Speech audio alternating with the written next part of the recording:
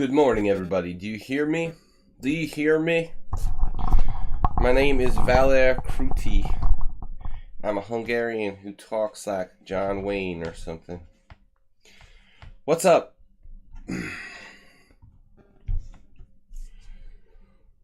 Best way to learn English is by watching Western movies. What's up, everybody? International Master William Pascal. And we found the pandas. They're back. There was no trail of blood. The sharks didn't get them. They were hiding in the closet. Hiding in the closet till it was over. They were a little traumatized. We'll have to take them for counseling. Shark trauma counseling. What's up, everybody? Asterbait, good to see you. Congratulations on your Simon win. Guys, we're taking Blitz and Rapid Challenges. We've got 2 hours today. From 10 to 12. It's 10 o'clock here in sunny Philadelphia. No, we're in Budapest, Hungary. Sunny Budapest, Hungary. Yesterday it was like summer. It's going to get cold here again, though.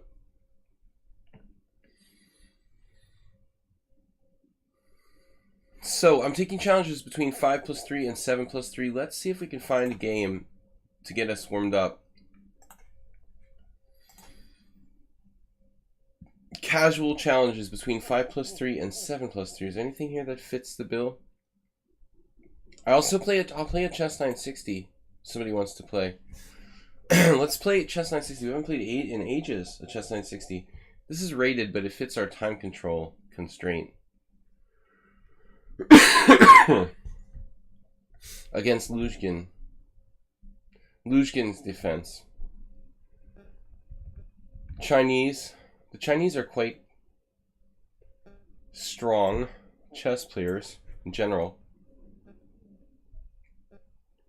I remember back in like 1986, the Olympics in Novi Sad, when chess Olympics, that is, the Chinese really made their first foray into the international chess scene, winning some matches against superior, supposedly superior teams. Everyone was stunned. Now Chinese chess, one of the most dominant countries in the world.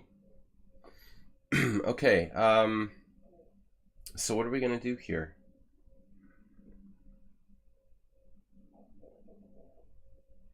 I like to think about how my queen is going to get into the game.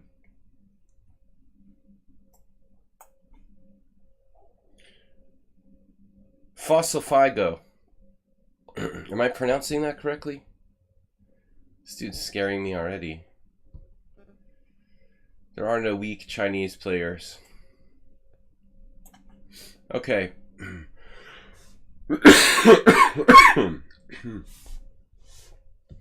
Arsenal fan.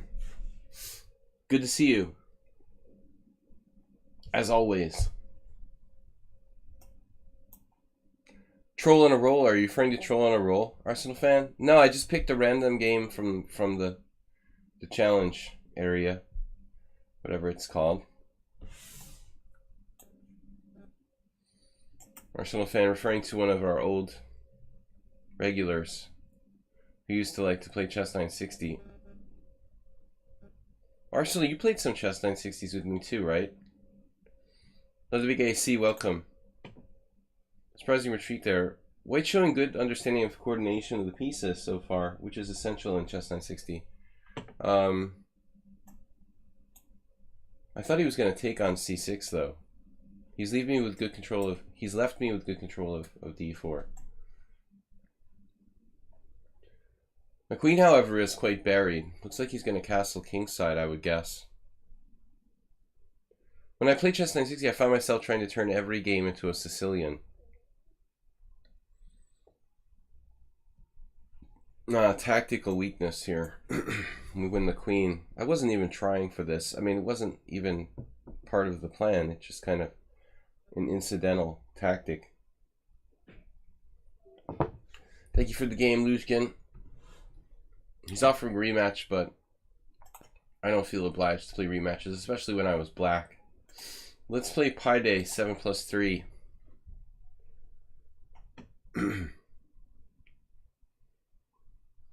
Okay, guys, 2 hours challenges against subscribers and friends here on lichess.org.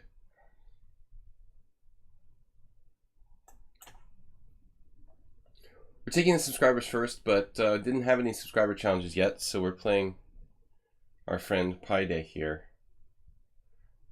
Don't remember what happened in the saddle draw yesterday in that weird king and pawn game.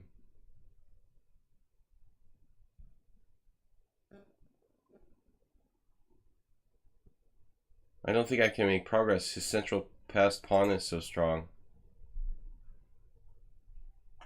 Not another London system, please.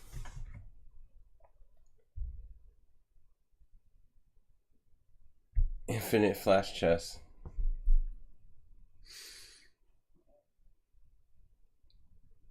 What is that from? Okay, let's try Queen's Indian. I never played the Queen's Indian much. It's good to see something other than the London system. Well, now we transpose to Nimzo. It's also perfectly okay to play bishop b7, but I don't really like the Petrosian system with a3. I prefer the Nimzo when I can get it. a3 Nimzo.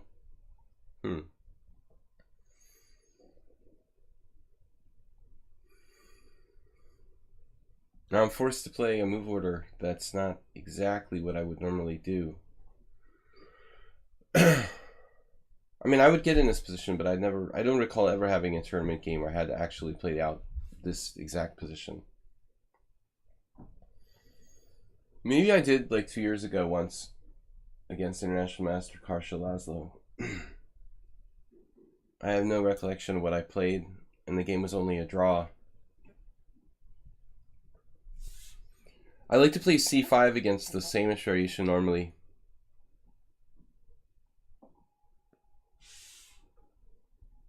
"15 years old. That's not much. I don't know where the last 15 years went.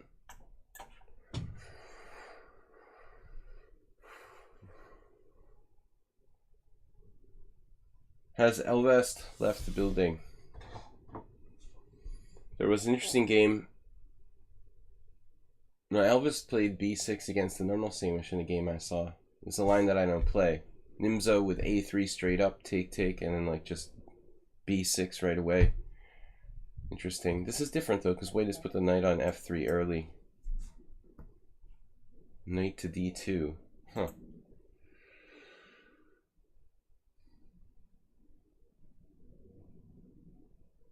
Supporting e4 is an inherently logical plan. I don't really dig these French style Nimzos. Never had very good results in these type of positions, personally. The bishop's pretty bad, but it doesn't have to remain bad forever. You turned 30 Wednesday. Congratulations. Wow, g3. That's just a weird move.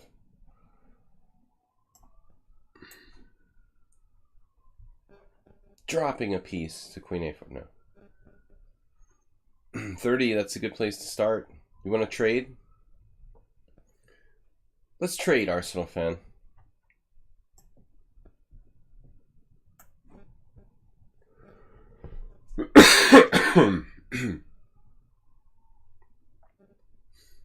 My position is fundamentally solid. That's true. We have that going for us. Happy birthday. We'll get the Pandas to sing happy birthday to you a little later when I don't have like a sinus infection.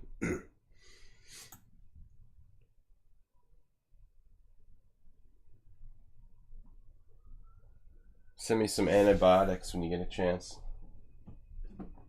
I don't have time to go to the doctor. You're happy to trade 30 for 29? The older I get, the less I know. And that's what my mom said before she had Alzheimer's.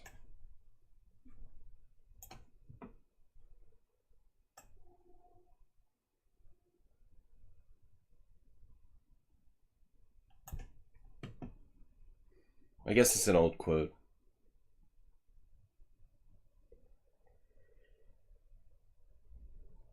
I don't know where it originated from. 95 is on the horizon.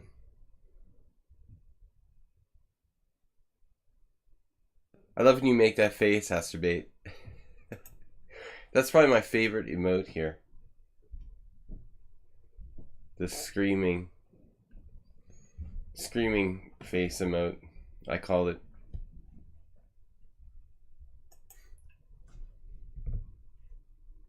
C4.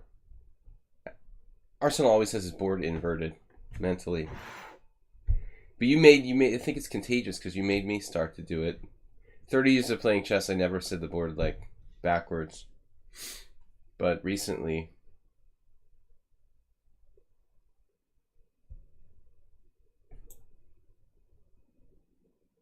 maybe I should consider taking on f1. Now is the time.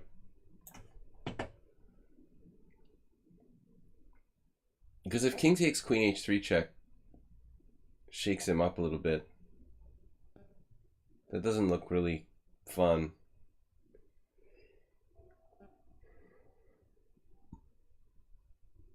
Emoji.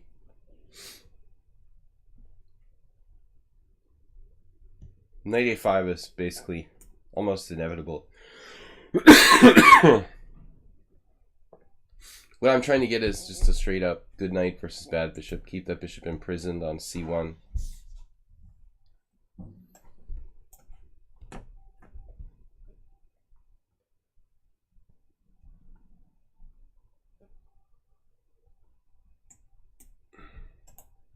Oh yeah, we've got tactics and everything.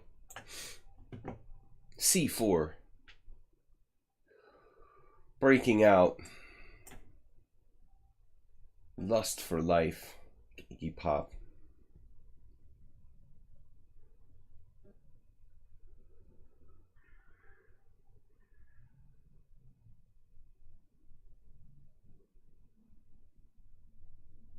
Won't buy it. You'll buy it. He's gonna play queen f1 or something? Okay.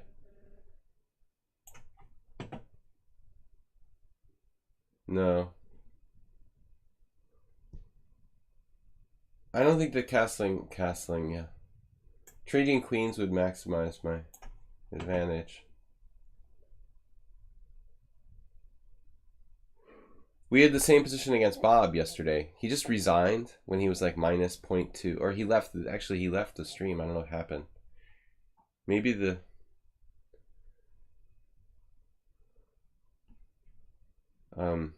DEA came and raided his house or something. Not really sure what happened with Bob.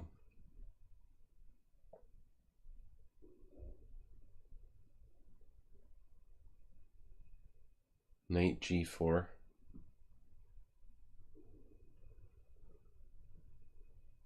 I guess we just play knight a5. That's also good. I was hoping for cheap tactics though.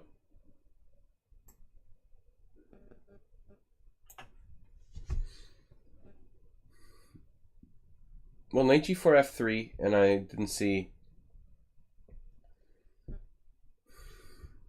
justification for sacrificing my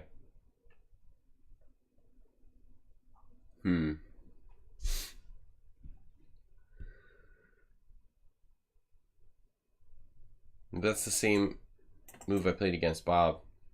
Queen c2.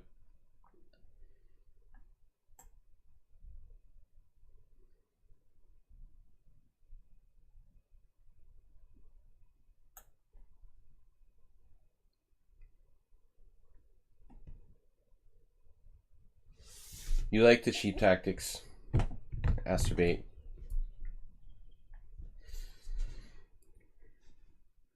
Fresh out of cheap tactics here. Positionally, we're good.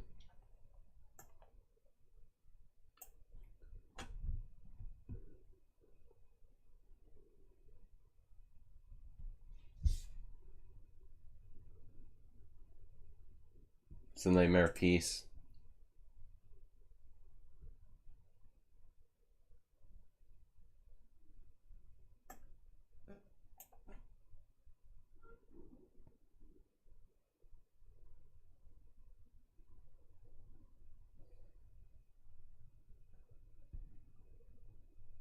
So if I get all the pieces, well, how does that work? All the pieces in the attack here.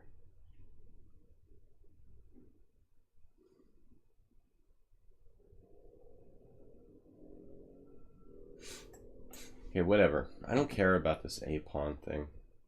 It just takes too much time to win a pawn there.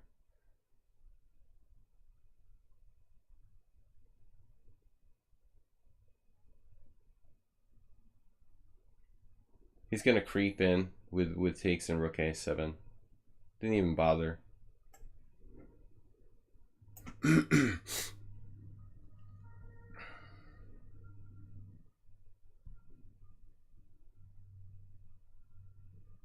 Literally all 5 pieces are attacking against the white king, essentially.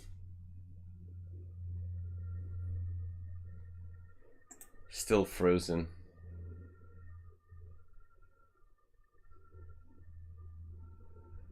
But I thought he could take and play rook a7, at least try something.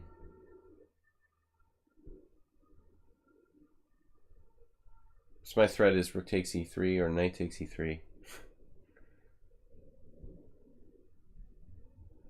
This reminds me of my game yesterday. My opponent, like, similarly, just like surrendered a pawn.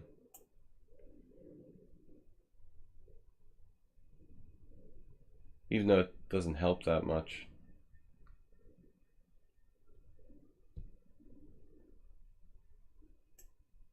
He just like simplifies the situation slightly. Threatening d4.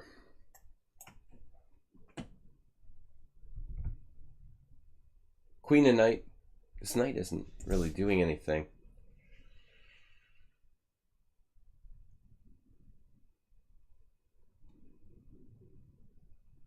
It's amazing how hard it is to actually attack his king.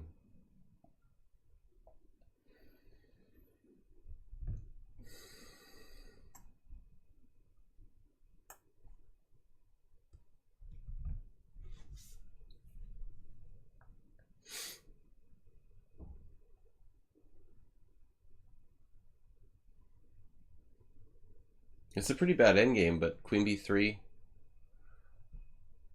I had to find a good move.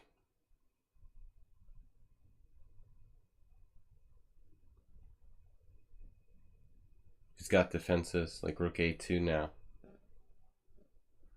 Unfortunately, queen e4 check. f3, still unconvincing.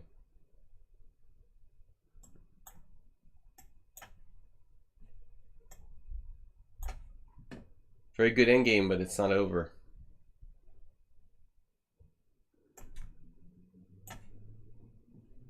Still fighting. He's still fighting on. Good defense. This could prove difficult. Where's the bishop going?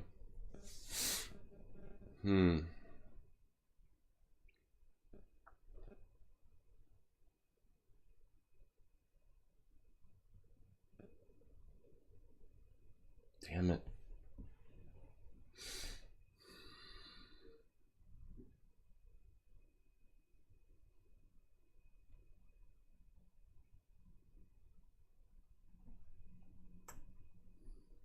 Yeah, this bishop takes g7. Kidding me.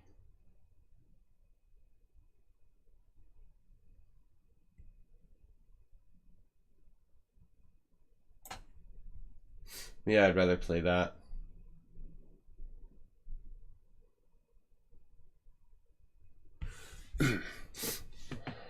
Arsenal fan, never say it's over.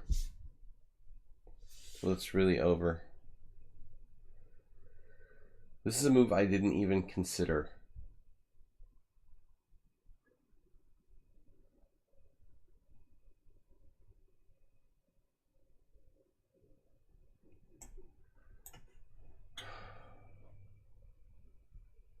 For all this, I analyzed for like a minute, and I didn't consider rook d1. Only bishop g7 and takes.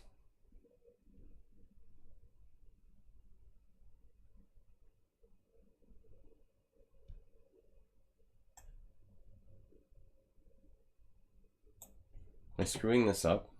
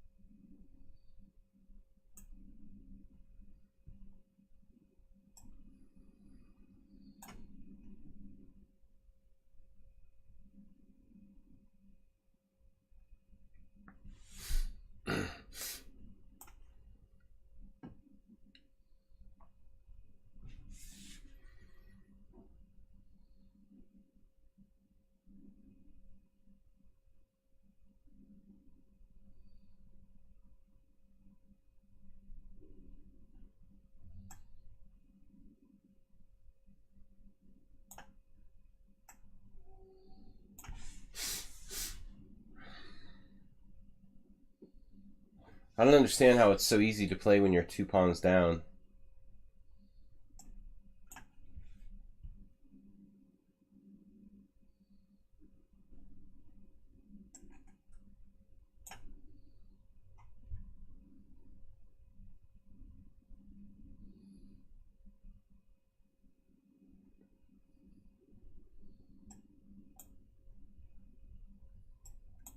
Strange blunder.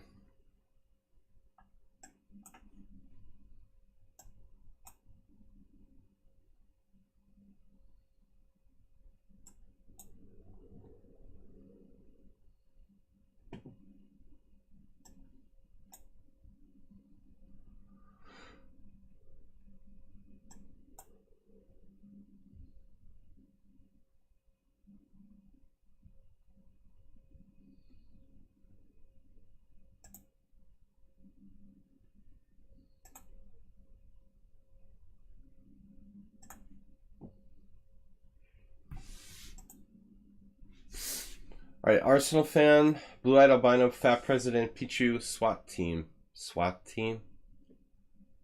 SWAT team's a new account. All right, Arsenal fan. Merle, thanks for the donation.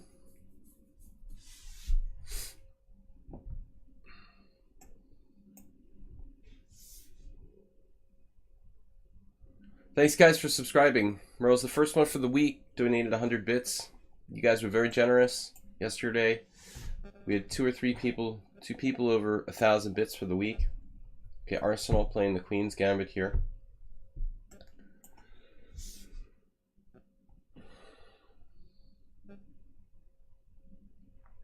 Let's go to the exchange variation. I don't normally play this, but it's very systematic. Maybe we can find a weakness somewhere in Arsenal's opening prep. Good to see you, Pichu. Thanks for coming back to the stream.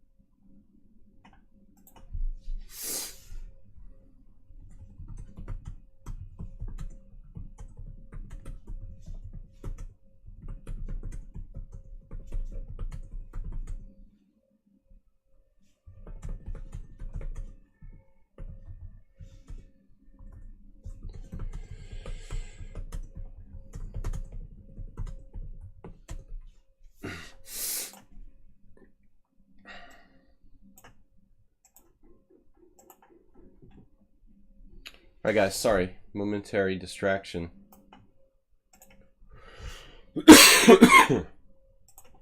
Bishop f5. A new idea. I have seen similar ideas played.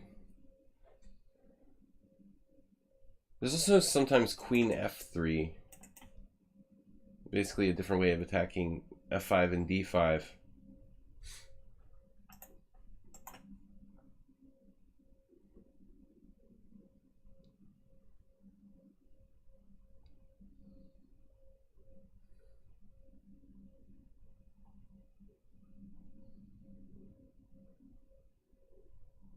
If this move works for black, you can pretty much do anything, I guess. Knight c6 would be the only reaction that's like aggressive, but then I have bishop takes f6, bishop f6, queen d5. When the bishop is loose on f5 and I'm threatening to trade queens. Bronx defense. Wow, there's a blast from the past.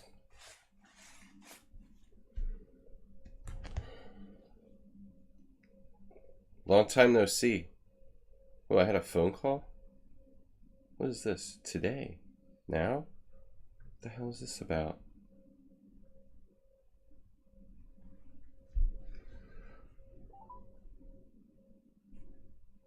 Why doesn't my phone ring? I don't even have that turned off. It's really weird. Sì, Bill, voglio... Nem tudom, nem telefona. Van... Yo, okay, see ya. Okay, hello. So he called me by accident. That's great. Doesn't even know he called me. That's cool. My phone doesn't ring. Why is my phone not ringing?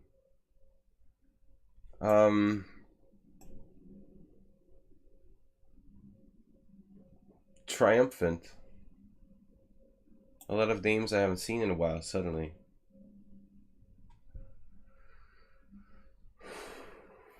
This is weird.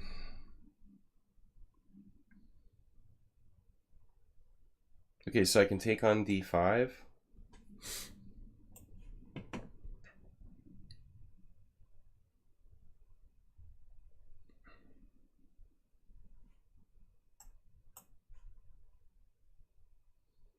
Arsenal fan doesn't believe in openings. He just makes them up fresh every day. It's like Dunkin' Donuts.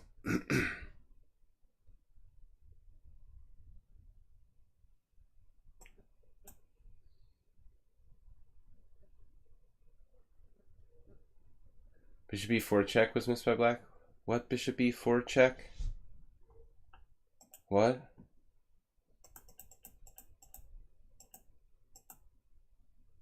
Of course bishop e4 check was missed by black. It was missed by white too. At least you know we're both not computers.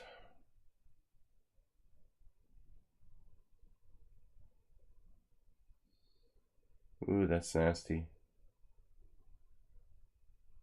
You see that, Arsenal fan? We both didn't see that I was losing a piece there.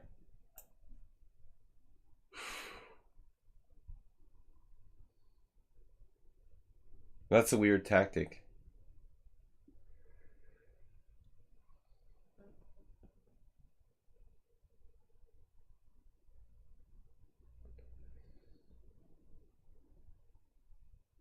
Of course I know BD7 was clever.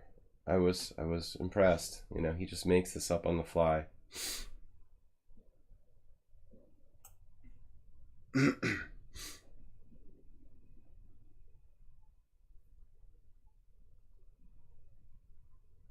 An amazingly good intuition.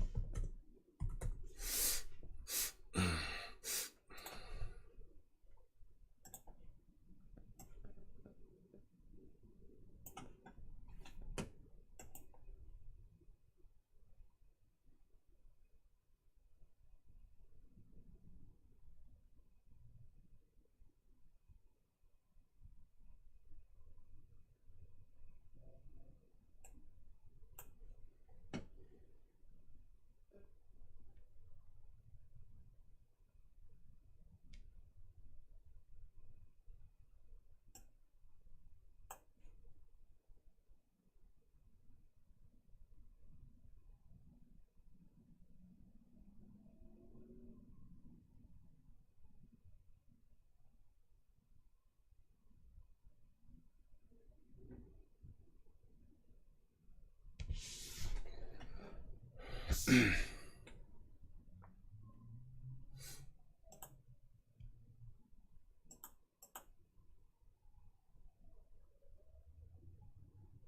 I should just take on f6 directly. Probably. Bishop takes f6, knight f6, queen takes b7. But then rook b8, bishop b5 check. It's a little weird. Probably just take on that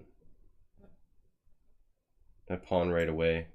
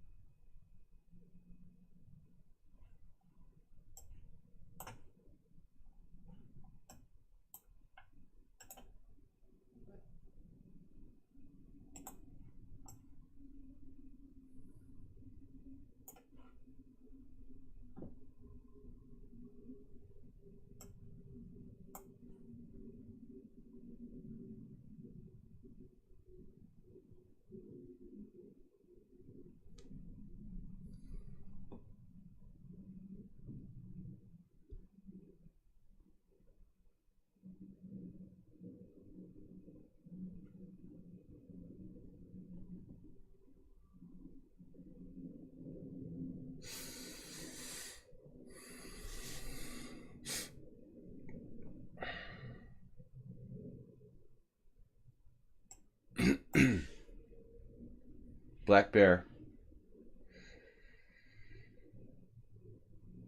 GM Black Bear.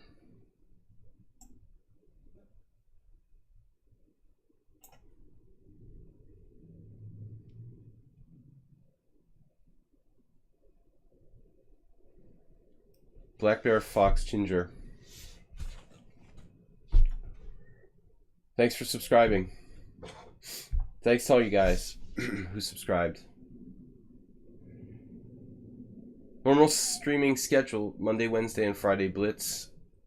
Tuesdays will be a rapid tournament. Tuesday will be a rapid tournament. Actually, Wednesday I might not have a stream because Nefidab is coming to visit. But the regular schedule this week.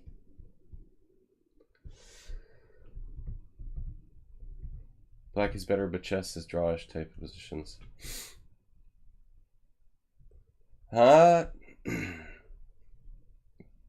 I think at the Grandmaster level, winning chances are quite good, you know, better than 50%.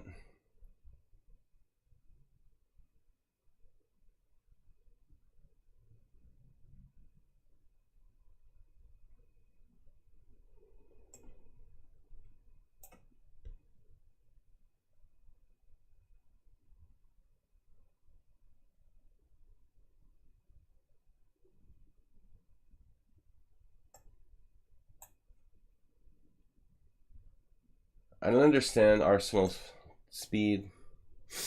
He's so amazingly fast, but in Bullet his rating is only like, in Bullet only 1600. I just can't resolve that. He seems like he should be 2000 in Bullet. He smoothly plays so fast. I don't know what I said, Gary Fang. I mean, obviously, you know, everybody sees that White is playing for the win here. Maybe I reversed it verbally, but obviously we're talking about White being better, yeah.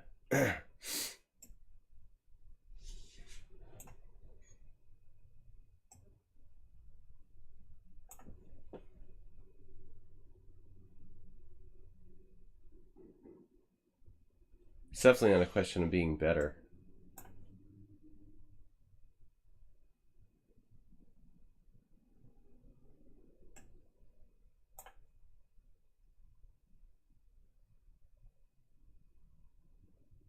But his technique and his instant play is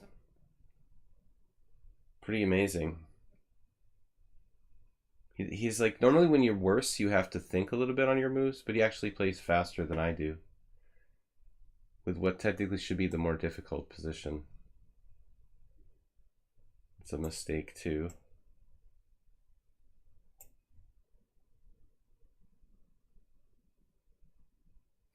He's twice as fast as me from the inferior position.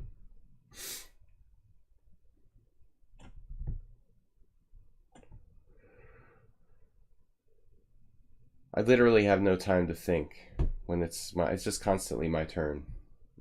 It's like playing Kovalenko or something, you know, some player who plays tournament games like they're rapid. They play Blitz games like it's bullet.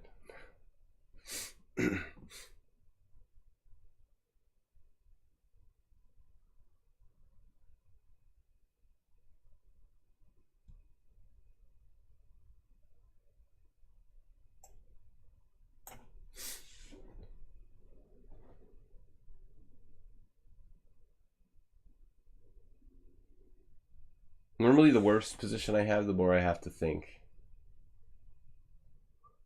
The more problems you have to solve, the more difficult it is.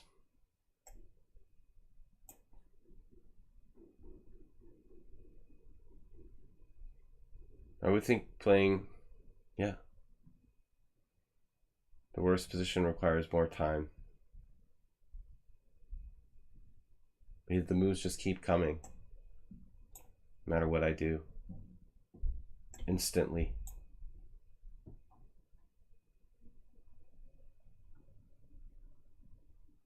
I would say like perfect defense by black over the last like 15 odd moves or so. Couldn't play better.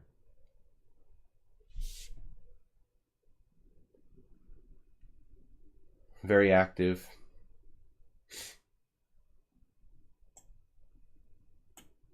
I could play f4 there, but I don't really want to put any more pawns on dark squares. They're already on dark squares. Any further up dark squares.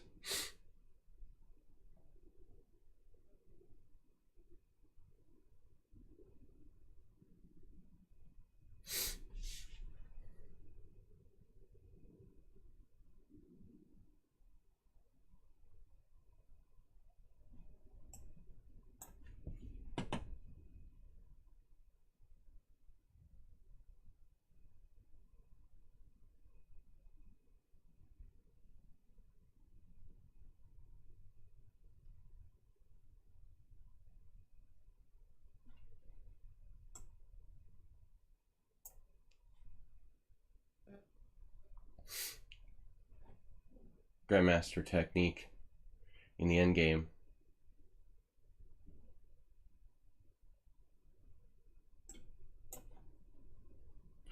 You can temporarily shut out that bishop.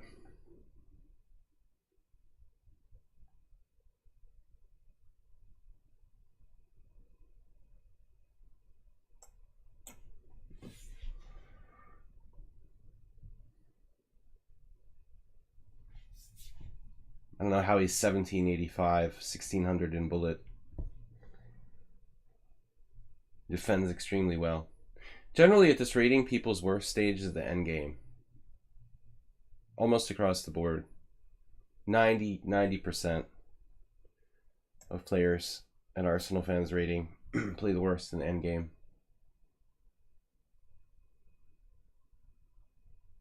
This is possibly a mistake. Trade pieces there, though I don't think it's that clear that he's lost. Another great move.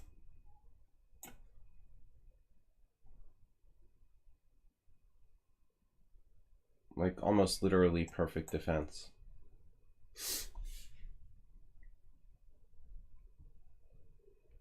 Move for move.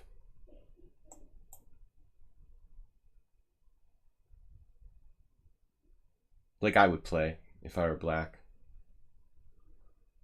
I am strength and game skill.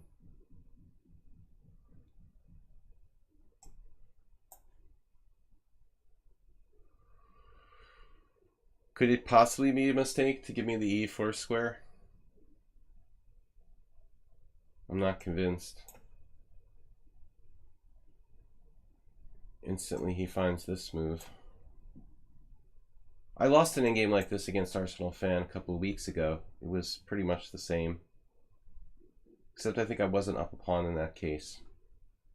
So this is not the first time he's done this. This is the second time. Played like a grandmaster in the endgame.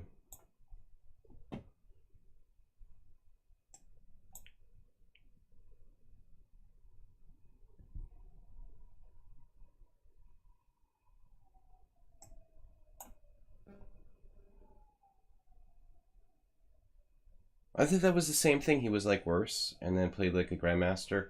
And I lost instead of drawing, I think.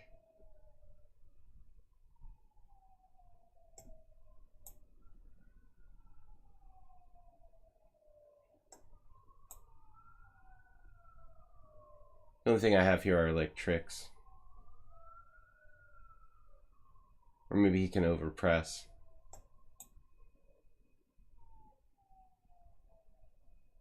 Yeah, he overpressed.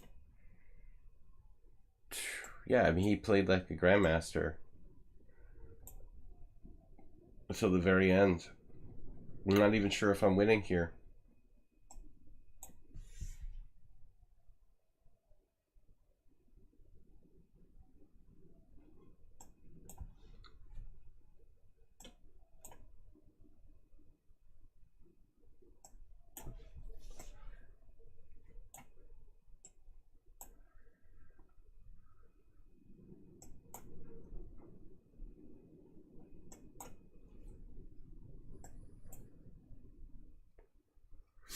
I can only win on a trick. That was an insane defensive performance by Black, and he shouldn't have lost.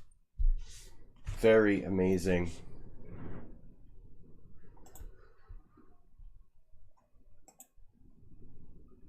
I mean, you'll see that there might even be a moment where Black was like marginally better.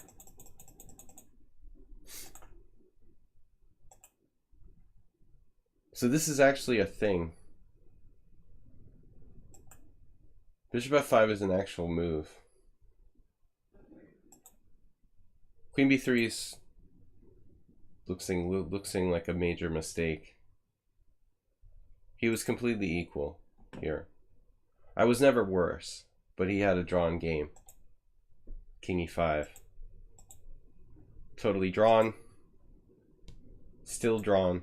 And he just blundered with h3. I thought the middle game, the end game, he played phenomenally. It should be a draw. Blue-eyed albino, fat president, Pichu, SWAT team, big money. So who are subscribers among you guys? Just big money.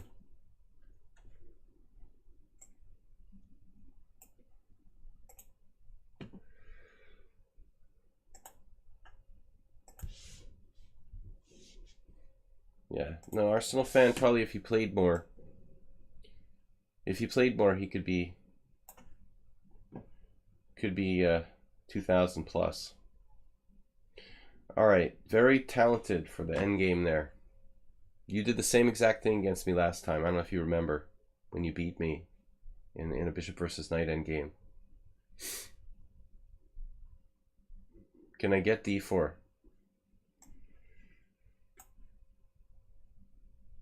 Am I just playing random people? These are my subscribers. Well, I try to play the subscribers first, and then people who come to my stream regularly, and then randoms last. Big money. You voluntarily wanted to play the martial defense?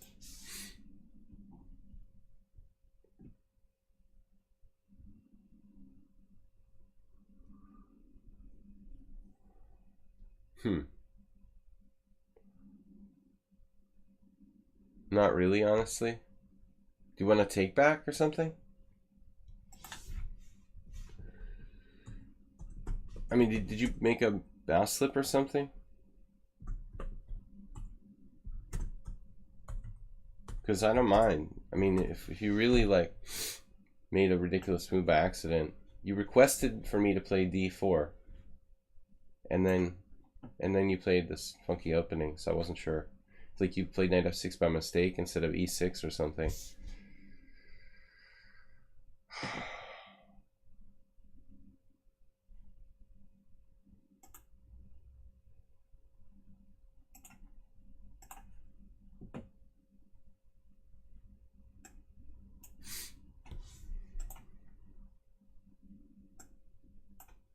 Hold on a second.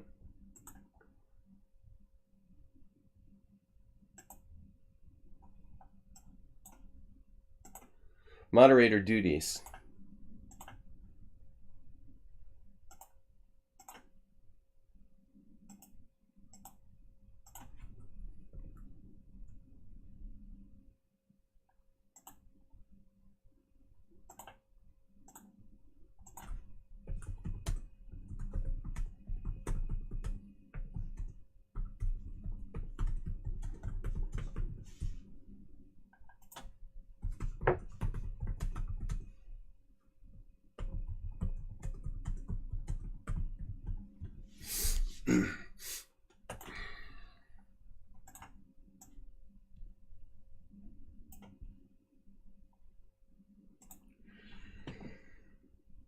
G-Spites. As a beginner, I must say that I have a slight idea how to play for a win, but absolutely no idea of how to play for a draw. Well, I don't think anybody, you know, unless you're at like the master level, you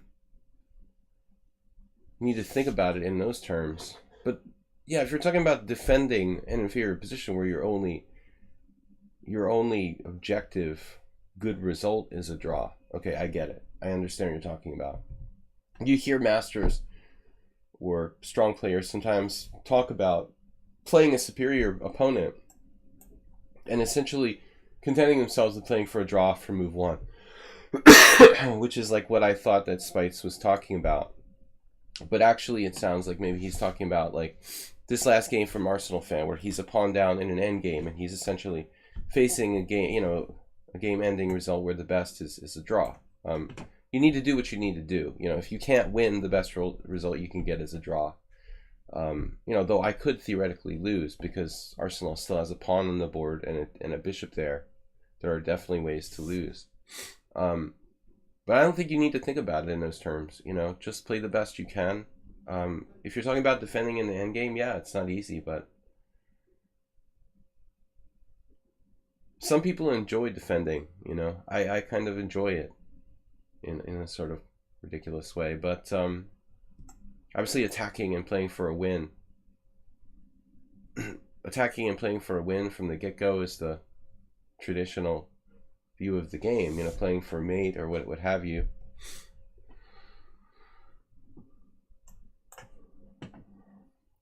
Big Money got out of the gate with kind of a really passive opening here, uncharacteristic of him.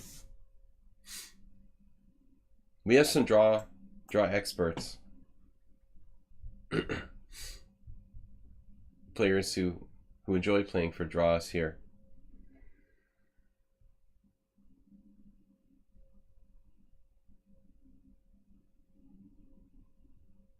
Arsenal, overpressing against weaker players is one of the most common ways to lose your elo points and lose in general.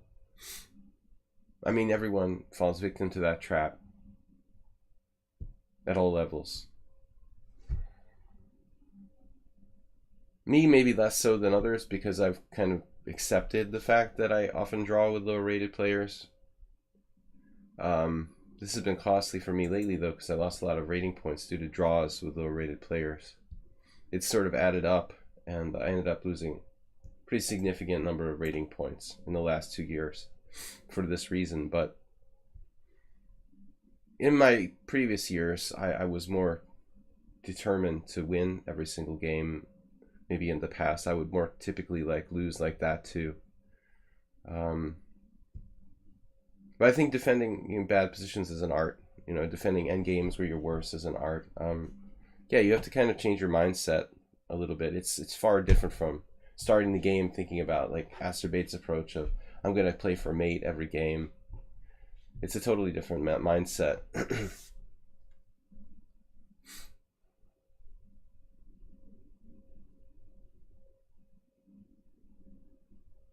You need to know when to say when. I mean, you need to really push, but not irrationally so. When you're trying to win against lower rated opponents. I agree.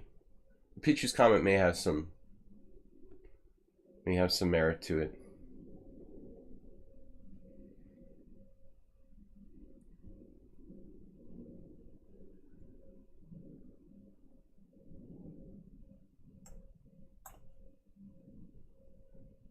There's some things you can do, you know. practical things. Probably the number one thing is not trading pieces if you want to play for a win against lower rated opponents. Yesterday I was happy because I looked around my team. I played in a team competition, and after, I don't know, the first hour and 16 moves, I hadn't traded anything, not even a single pawn. And I looked around all the tables in the tournament room, and only 2 games out of 12 had nothing been exchanged, you know. So in that sense, at least, I was playing for a win by, you know, not allowing my low-rated opponent to simplify the game. I think one mistake that I make sometimes is maybe playing too many moves of opening theory, which just, you know, the other player doesn't have to think for themselves, essentially.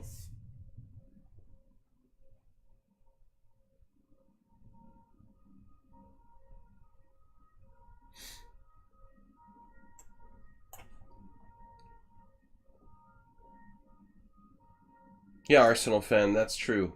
You can go too far with that, refusing to trade pieces. Hungarian ambulances, my favorite. So good to be back here. Here are our old. It used to make me angry. Now I'm just glad to hear it. Appreciate what you have before it's gone. Alright, so sacrifices. Knight takes h7. Almost.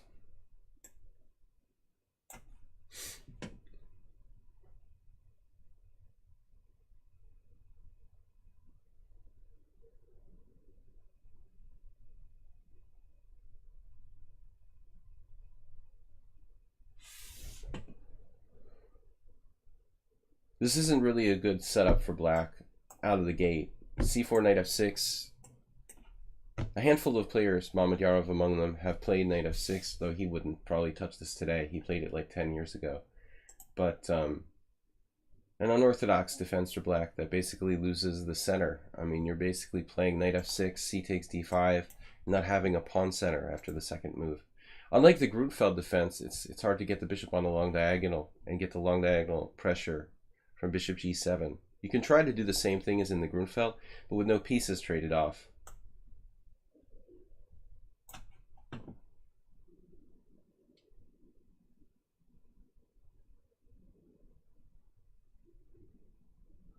He recently got gifted 3 books on Chessable by a generous donor.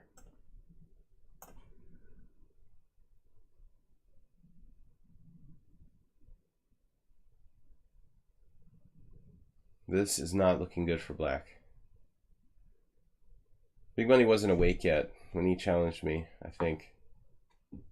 We're in Europe, so... Well, he's in where? Scotland, close enough. The United Kingdom.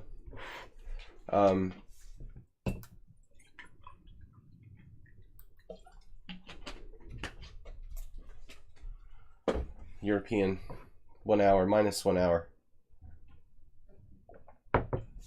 GMT, right? So you have the excuse that it's morning there. No, this was a bad opening.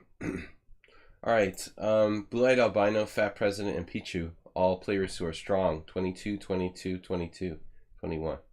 What's their average rating? Average rating of 22. All right, strong opponents here. Your favorite chess book is Chess, Traps, Pitfalls, and Swindles. That's one of my first books, Uber Driver. I picked that up in like a used bookstore in the 80s, in the mid-80s. Probably one of the first like 10 chess books that I got, Uber Driver. Bringing back memories.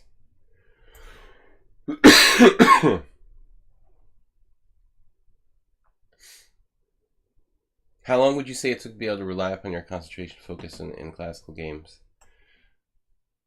I don't know, Arsenal fan. Like, unlike you, who started as an adult, I started as a teenager when I was like 12, basically, and I just played a lot, like regularly over pretty much 5-year period of time to get to master. But I played a lot. I played dozens of games every month. And I don't know, you know, it just happened gradually in my case. learning to take your time. I think playing in the longest games possible. But I mean, my concentration wanes and waxes. You know, sometimes it's really good, sometimes it's not. Yeah, my answer is very deep. Just play a lot, practice.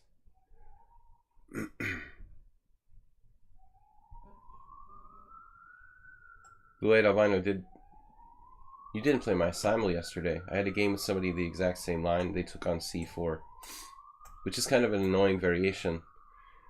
Hungarian IM Fanchi Imre played that against me. Fanchi's this like uber solid player who I just drew every game we played.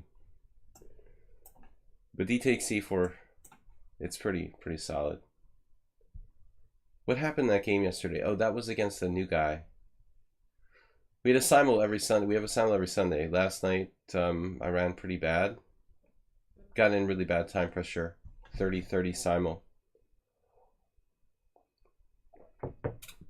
Absolutely Arsenal fan. I mean, lately, my concentration... I mean, I'm not playing much, you know.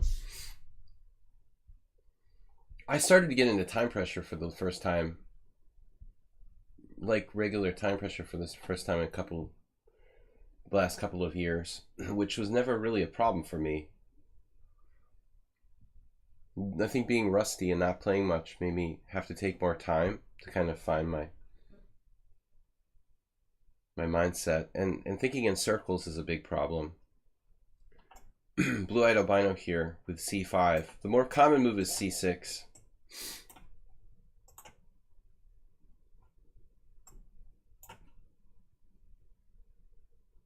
"40 seconds was too long, 30 seconds was too short.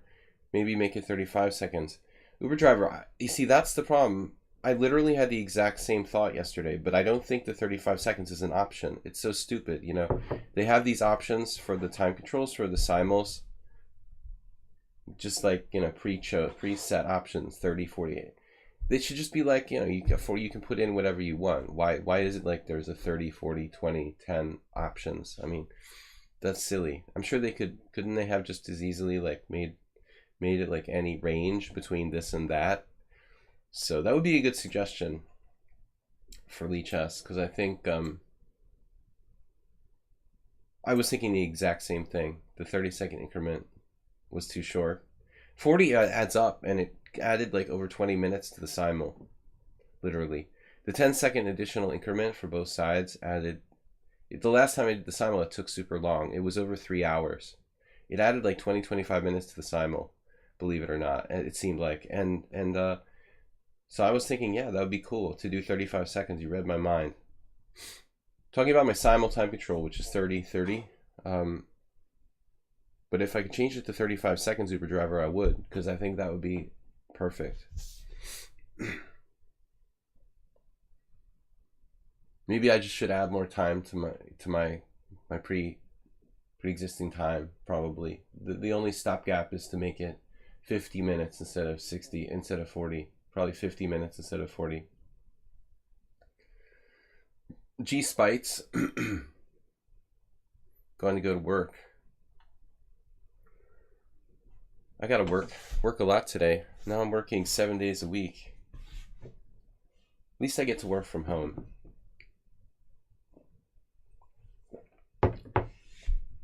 So I was thinking like queen a5 might be a move, but then I just play queen d2.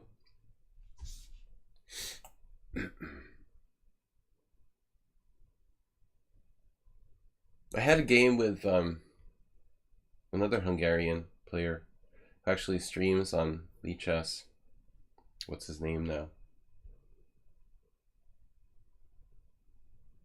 It's a Hungarian FM.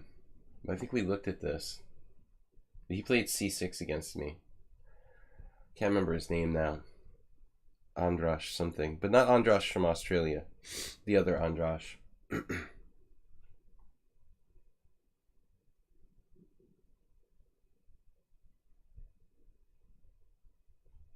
Just tell me when to ban you, okay? I'm reporting every single one of the troll accounts you make to Twitch. So hopefully we can get your ISP banned from the site forever. Probably won't take long. The more you create, the better. I can give them a whole dossier.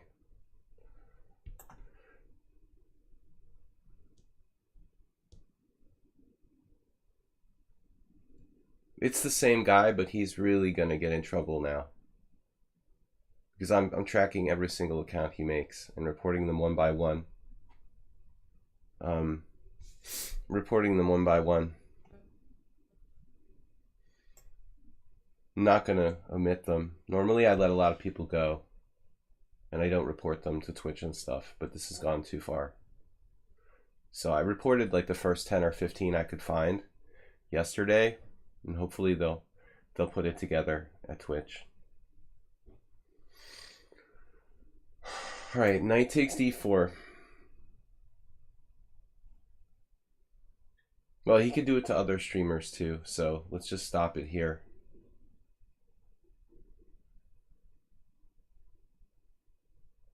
Also posting about me on lichess forums and stuff. I reported their account for that on lichess.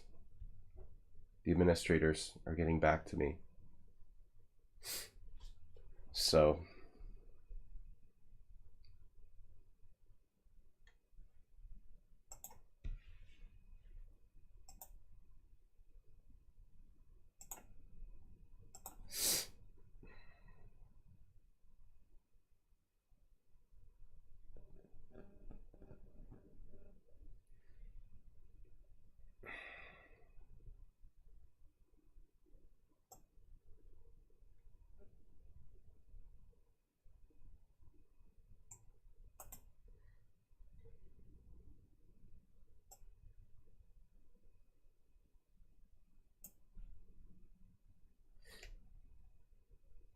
what I'm concerned about is that account taper off the same as the troll, pretending to be a different person. Merle, did you notice that? Maybe you're usually paying attention. Merle is here, right? Was Merle here? Merle was here. I'm concerned that that account is pretending to be a different person, but it always shows up the exact same time as the troll.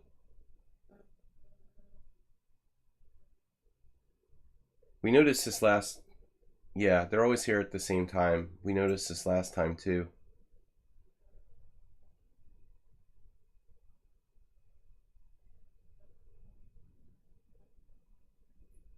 Okay, we're strategically a little bit better here.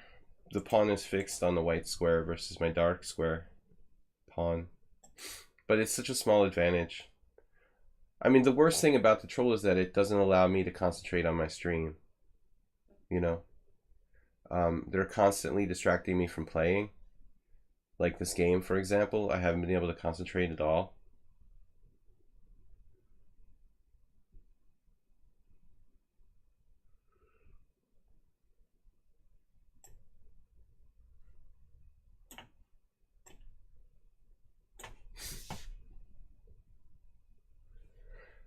Been a while since the last troll. Troll in a roll. I just want to concentrate on playing chess, not playing games with some idiot, you know. It's very disruptive. So I'm looking for kind of someone who's willing to be a regular moderator, but we haven't found anyone yet. It's taking away from my ability to do the stream. They're here almost every time. I thought they were probably American, Western Hemisphere based, but the fact that they're on this stream too, making me wonder about that. Although there are some Western players here, it's more likely they'd be European if they could comfortably come to the stream too.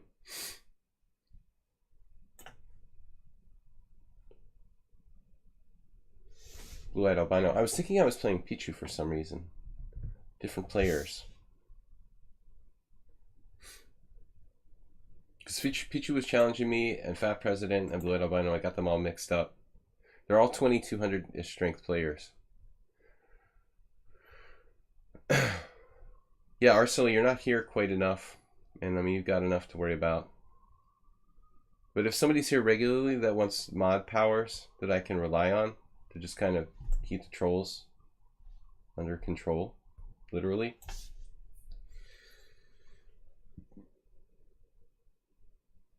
Bishop a4 is kind of a threat. The queen is unprotected. Why so serious? He's not a troll. What's up, man? I'm just trying to deal with this really annoying troll stalker that won't stop. Been harassing me from like my last 3 streams.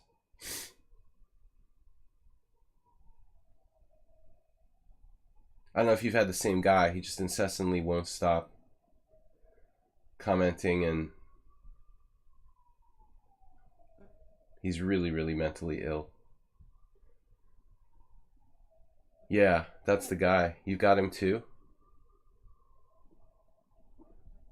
I mean, he's not that bad objectively, but it's just like I can't even concentrate on what I'm trying to do, you know? It's unbelievable. Where did this guy come from? Yeah, he has 50 accounts. Setting up knight g4 now. Be careful.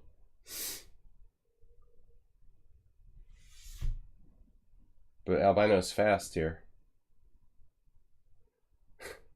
He got a gift sub just randomly by someone.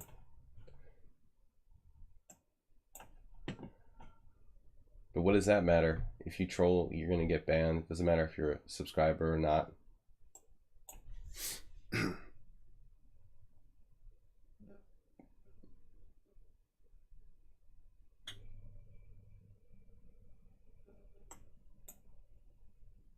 You dance? Wow, that's awesome.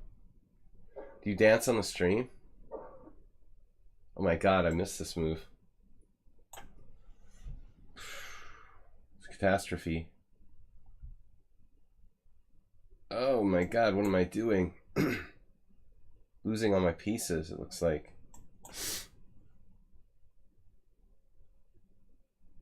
What have I done?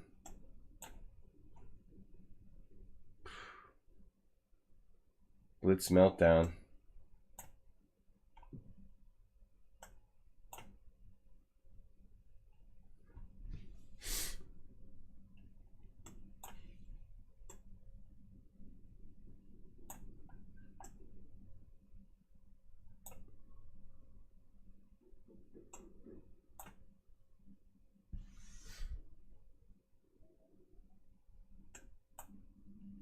That's an active king you got there. Hey, outside pawn.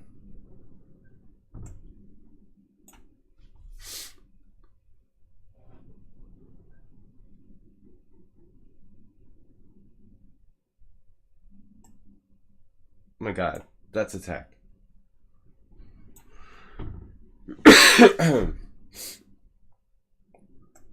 Why so serious is he's trolling me.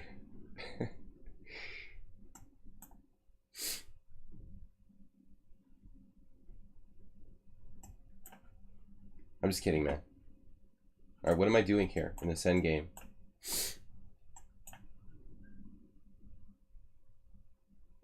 What's up, why so serious? Am I playing for a loss here or a win?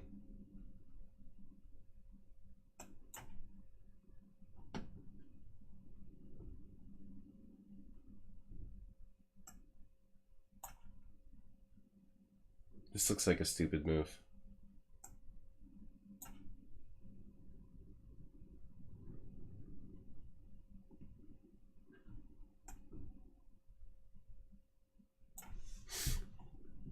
Yeah.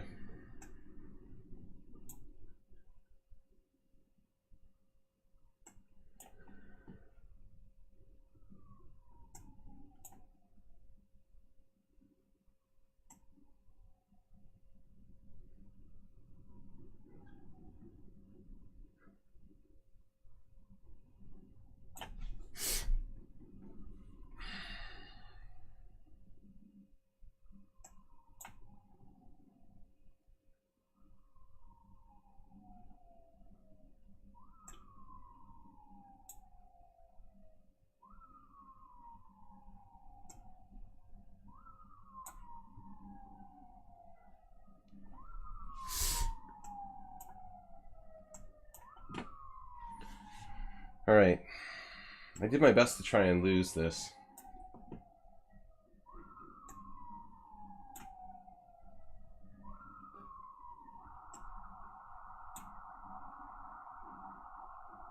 Still trying, in fact.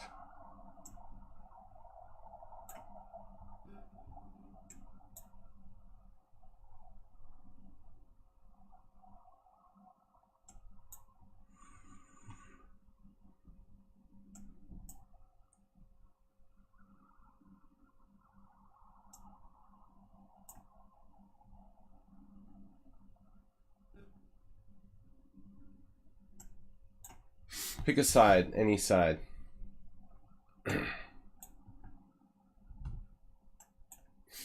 It's under control now. Under control.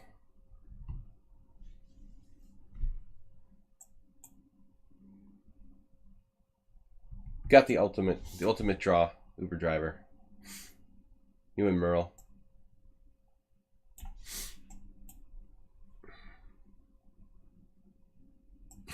I love this. There you go. All right. Almost lost it. I couldn't handle all of Why So Serious's comments. Trying to throw me off my game. What's up, man? Good solid draw with white. Fat President Pichu.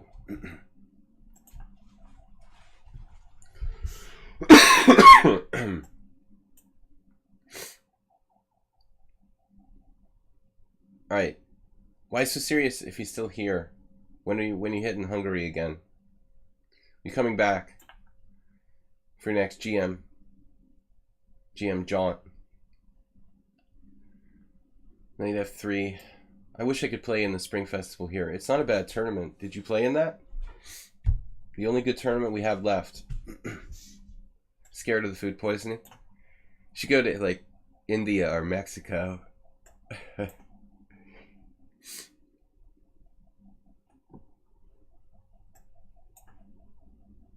Where did you get food poisoning, by the way? Out of curiosity. I remember to avoid it. You have 2 out of 3 food poisonings in Budapest. My last was in Prague.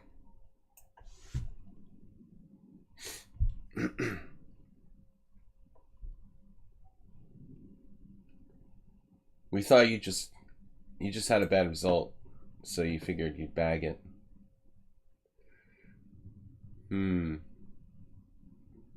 Queen C7 had a game just like this.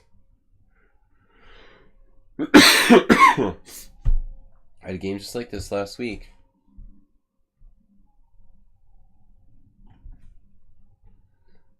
Don't ever order a tuna sandwich at a Hilton hotel. That's all I know.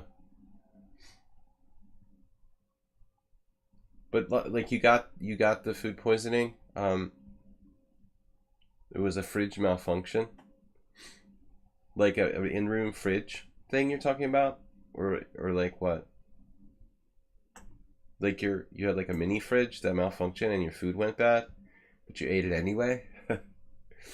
What are we talking about here? Oh, in the Airbnb. It's not like in a restaurant.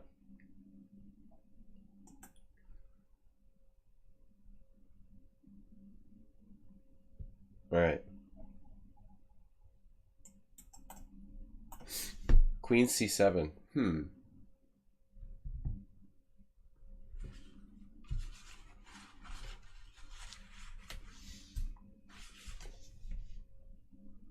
I never tried like Airbnb in Hungary. I don't know.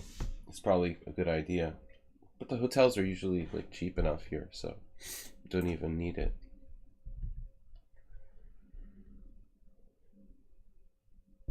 Playing for a win.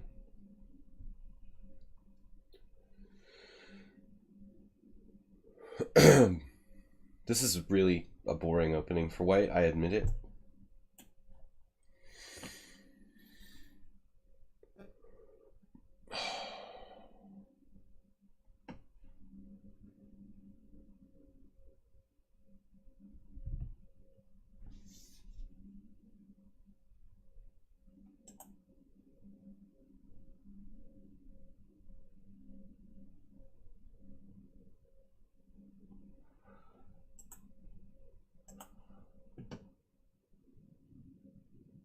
I'm kind of sorry Bob wasn't here for that. He would have enjoyed that one. I don't think that's our man. I don't think that's the same guy.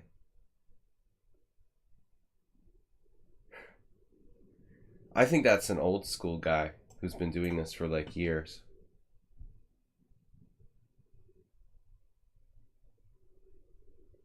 Yeah, I know who Bob is, of course. That's not Chess Love. Chess Love played like 15,000 Blitz games in like 3 months or something.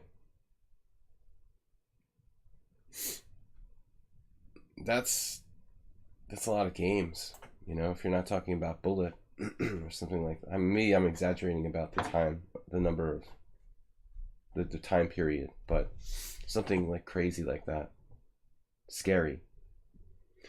All right, knight on bd7, very, very good reason to give this up for white. I don't want to play this opening anymore. It's a complete waste of time. I just started playing like knight f3 and g3 because I didn't have time to study like normal openings. But now it's getting to the point where I'm just so frustrated that I have to start playing e4, you know, or something, because it's just, I can't play the London system with both colors every game. Just can't do it. Can't take it anymore. I'm going to lose my mind. You can't ban a guy who makes like 30 accounts a day, you know what I mean? You can try, but it's like trying to patch up a boat with 30 holes in it or something. Every time you fill a different hole, a new one opens up. That's why I have to reach out to Twitch and try to get some assistance. It's a dedicated troll. Features like, I have less than 2,000 games overall on the site, playing for 3 years. I have no advantage. I don't even know what in the world you're supposed to do in this kind of position. No idea, really. Like, I randomly played g4. I hate the London system for both colors, but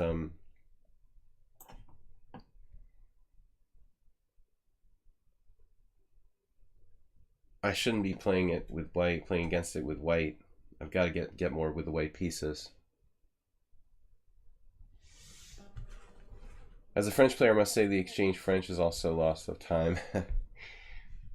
Fat President, no argument for me. I'm not a big believer in exchange variations like exchange French, exchange Slav. I think all of that is just nonsense. Not worth getting out of bed to play those openings. But I only started playing knight f3, g3 every single game because I just needed, you know, I had no time for my own opening repertoire preparation. And then it just kind of like became an addiction. Out of laziness, more or less. I used to play a lot of d4, and I used to play, you know, sometimes e4. But e4 and d4 require a lot more preparation, a lot more homework. You just play knight f3, but I'm getting too many draws. Not getting enough advantage with the white pieces.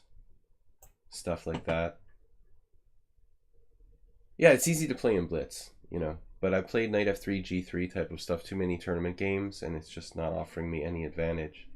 I mean, if your opponent is kind of bad strategically, maybe they're good tactically and weak strategically, it makes sense to play something safe and solid. But for the most part, I need to start playing real openings again. How's our stream looking? Okay, sometimes I get like very brilliant sunlight coming through the sun. How do you call it? Sunroof. The sunroof on the house has a particular name.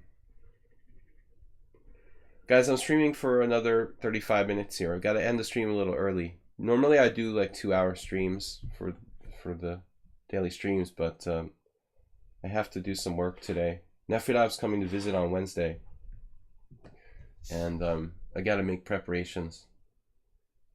Got to go out and buy enough alcohol to keep him supplied. Will knows the Vienna gives nothing for white.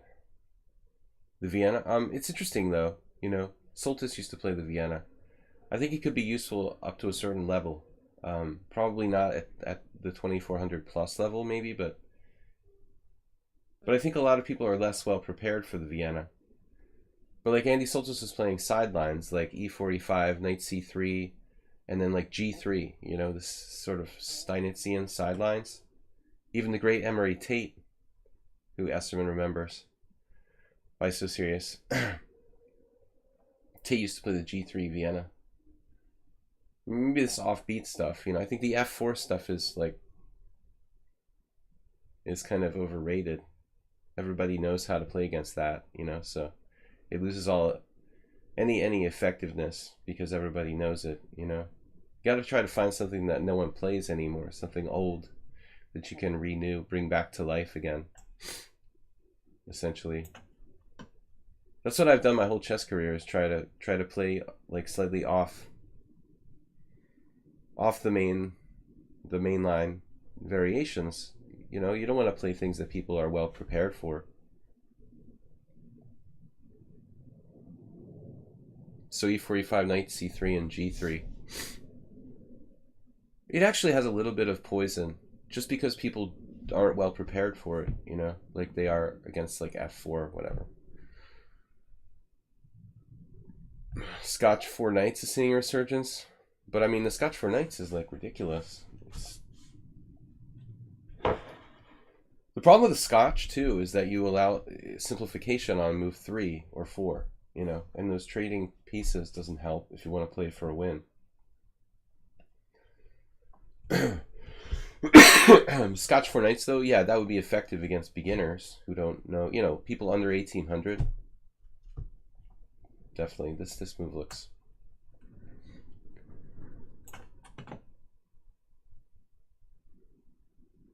Fat President extra solid today.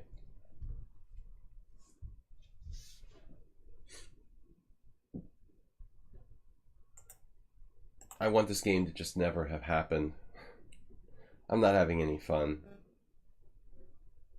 He's an expert London player.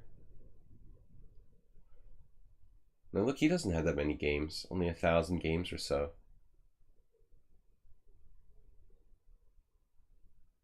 Couldn't play more solidly than this.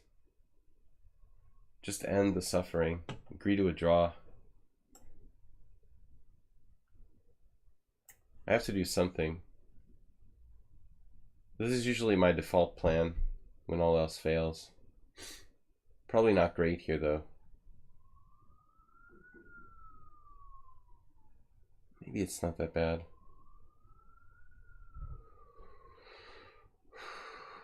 Definitely weakening the white king side, weakening me along the e file, should that open up. Of course, if e5, f5 is a possibility.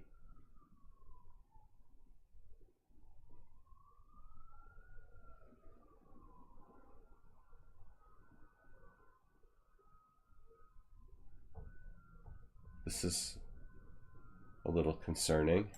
Well, anyway, my rook's not doing anything there.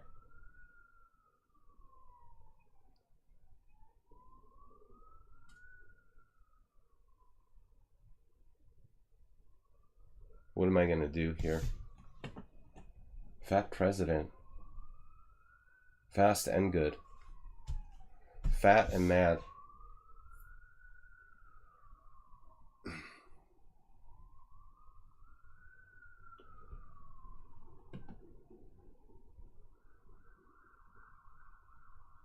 D4. Oh, D4 rocks, man. This has got to be a good move. This is the time to play D4. Transitioning to a very normal Catalan D4 structure.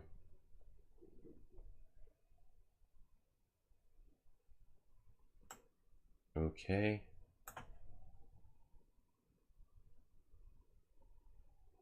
So natural, Black's piece placement. Flowing. Flowing like the hair of a Greek god. How Fat President plays this, like he was born to play the London system.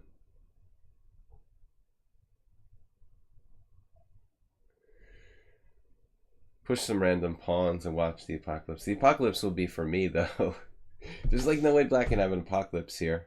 I've weakened my king side with g4, which I hated from the beginning. I hate playing g4 in any kind of king's Indian attack, like London system type position. Though you see it happen. See like positional players, Dreyev do like g4 in random moments.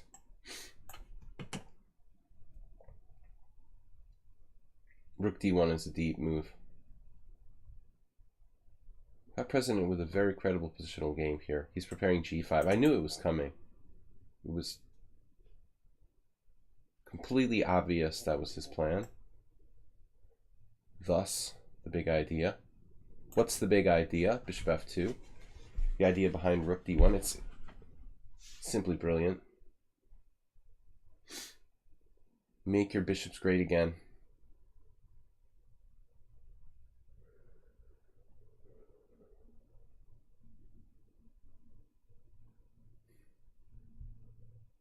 All right. That's a little bit of a problem. I'm not enjoying this. Master positional player. That surprised me. I was expecting him to go the other way there.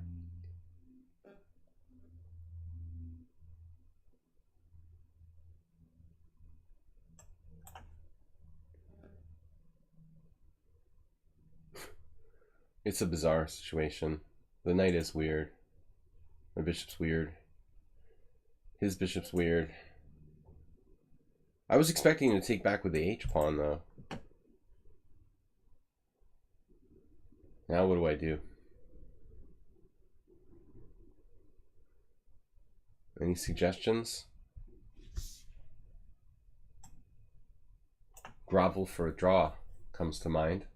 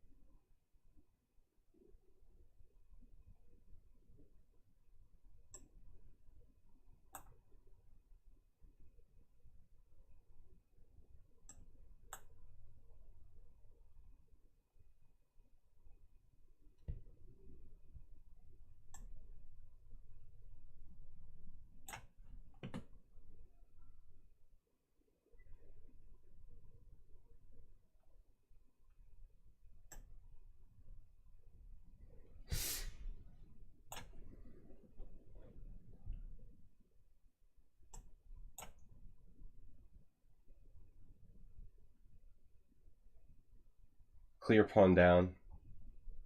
At least I fixed his pawns.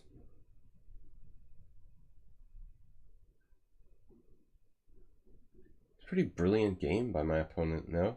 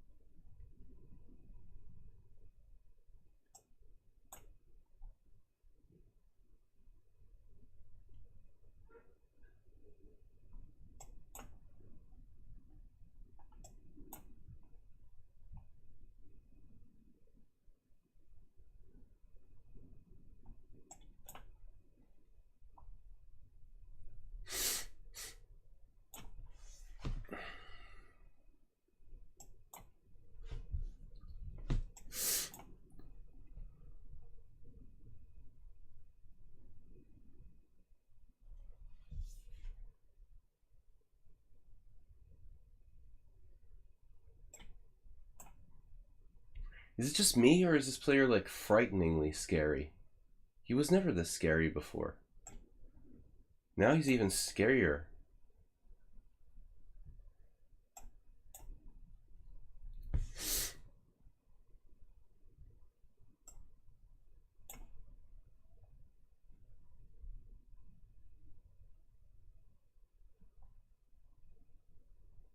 It's like playing God.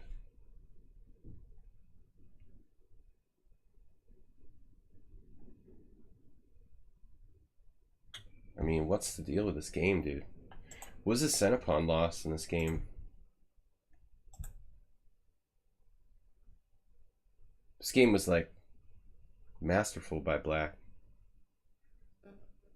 And using no time. What's your elo, Fat President? I mean, you just played like a GM from beginning to end.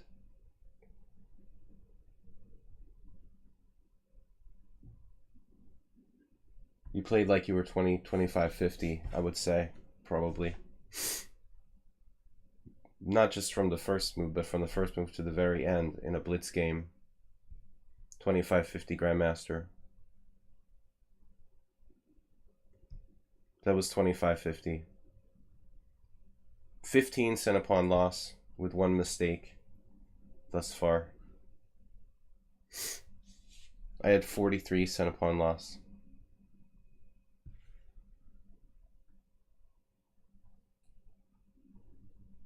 I mean, and even in a long game, my Centipon loss is usually like in the 20s. You just played like a 16 Centipon long, loss in a 60 move Blitz game. I mean, that's almost flawless. You made 1 mistake the whole game in a Blitz game. Rapid, actually. Check this out. 0-1-0. 14 Centipon loss for black. That's like the strongest game I think anybody's played against me. 13 Centipon loss he's down to now. He made only 1 mistake the entire game. 2. What are his inaccuracies? Queen c7, a known opening inaccuracy. And then in the next 50 moves he made only 1 move that wasn't best. 47 Bishop a2. This was literally playing against God. 14 Centipon loss. Okay, Pichu's up. I should play Alms next. Alright, Alms, we've got time for one more. I want to make sure, I want to try to play the subscribers, but I've got to go, guys. I'll play the game with Pichu. Haberbaum's challenge came in kind of late. We'll see if we have time. I have to kind of get going.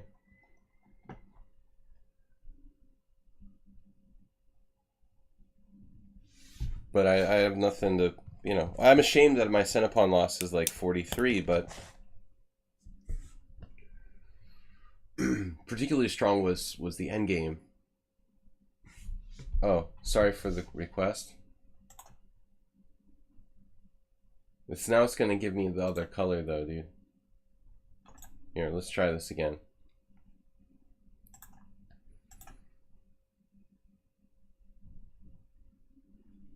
He wants to play against d4 too. Alright, Alms. I'll just take the challenge with Haberbaum then for my last game. Thanks for understanding. I've got to go at 12. Oh. I meant with white, actually. Alright. Arsenal fan, take care.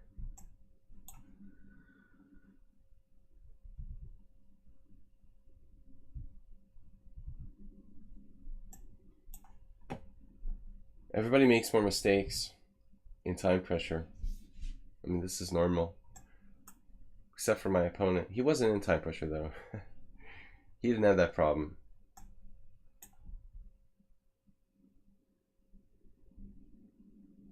But I don't feel bad if I lose to someone whose Centipon loss was like 14 or 15 in a Blitz or Rapid game.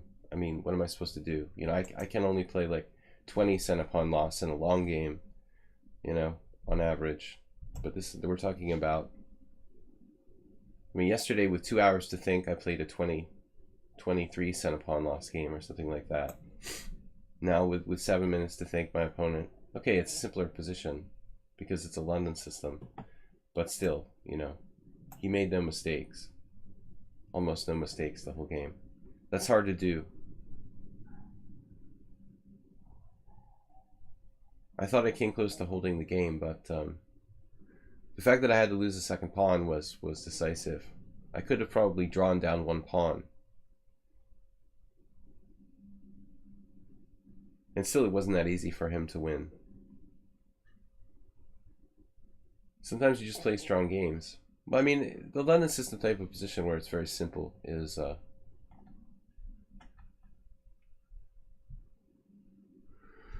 this is not a typical move.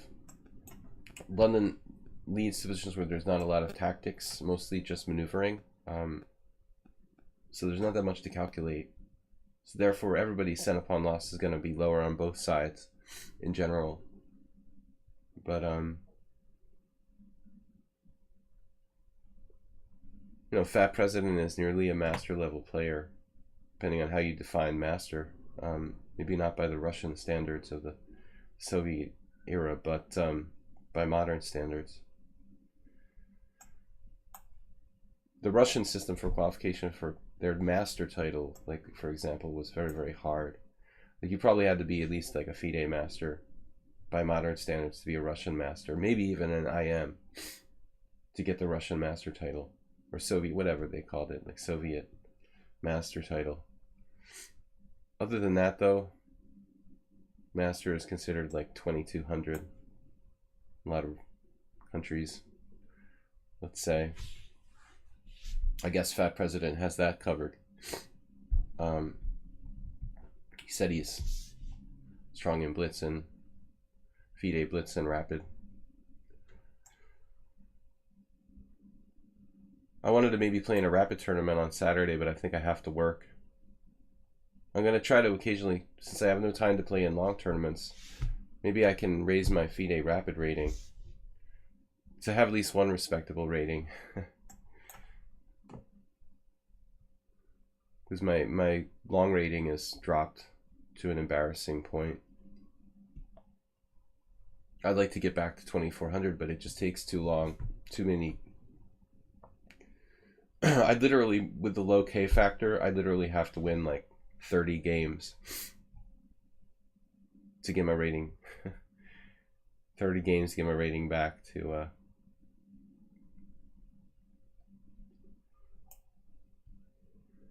respectable level.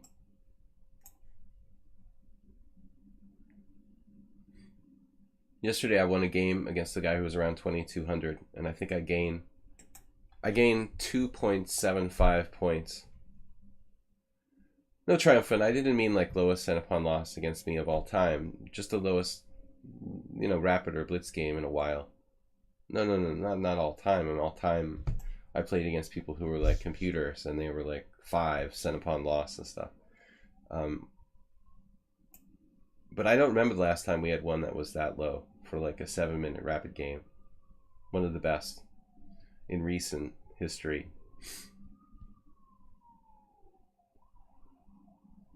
Not every day do I get someone who played under 15.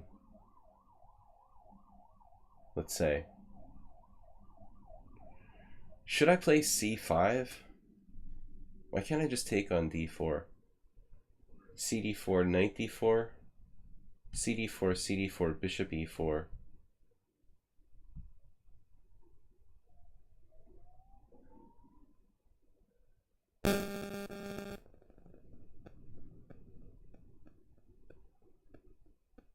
What's happening there, guys?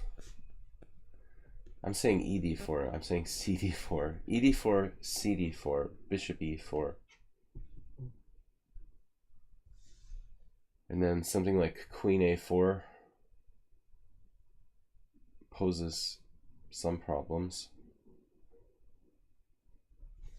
Give up my center.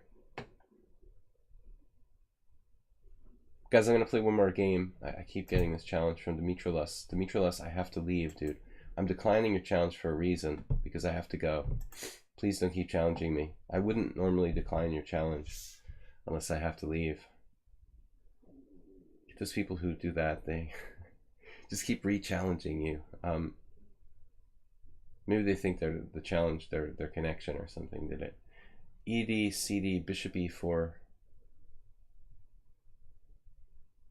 I mean, I'm not a materialist, but I'll win a pawn if I can, you know. Bishop e4, queen a4. I'm in this eternal pin. White's pretty well sorted out.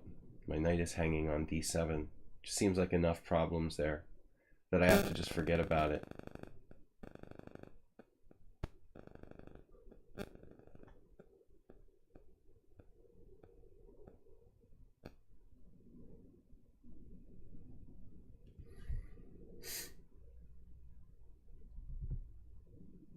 Black should be better here, but it's not so easy.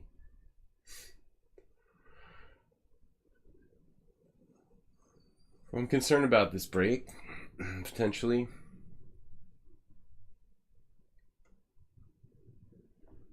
Ironically, maybe just this. Putting direct pressure on e4. We'll try to get him to cave and make a concession. Because then I'll really threaten to take on e4. Well, the thing is, you needed more than one pawn fat president. I mean, I had a pretty much holdable fortress if you have just one pawn up there. But you immediately found a trick to win the second pawn, which is pretty amazing. Double threat against h3 and the pawn on b4 with a fork. Very quickly. Okay, so now we just revert back to plan B. Although maybe that's not necessary. The knight has to move. Maybe I didn't need to go here. I mean, it makes sense to go to c5, but if it's going to be like knight b3, knight takes c5, then maybe it would be better not to even go there at all.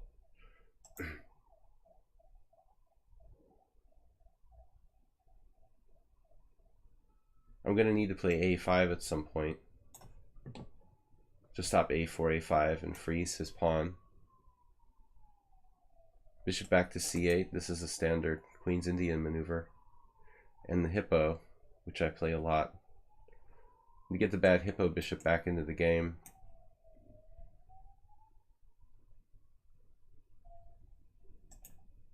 Yeah, this is a thoughtful move. He's playing the white side of a Queen's Indian. It's a nice move. Trading the white square bishops.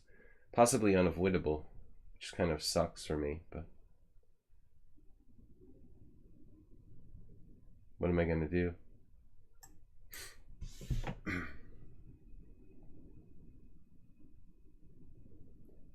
I think this is a very debatable decision. I thought you should play knight d2 or bishop h3 followed by knight d2.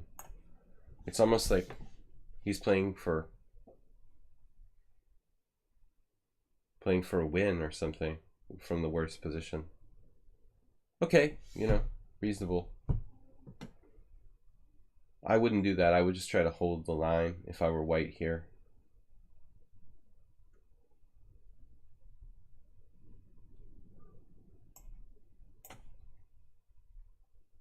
But he has some space. Space is space. Really going for it there. This is gonna be oh, he has 91. This is a stupid move by me. I don't think he should have let me exchange that.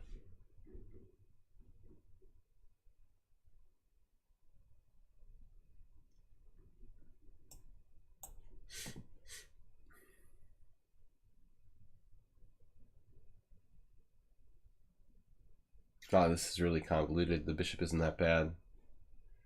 I'm holding a draw like Petrosian here. I definitely didn't play this the best.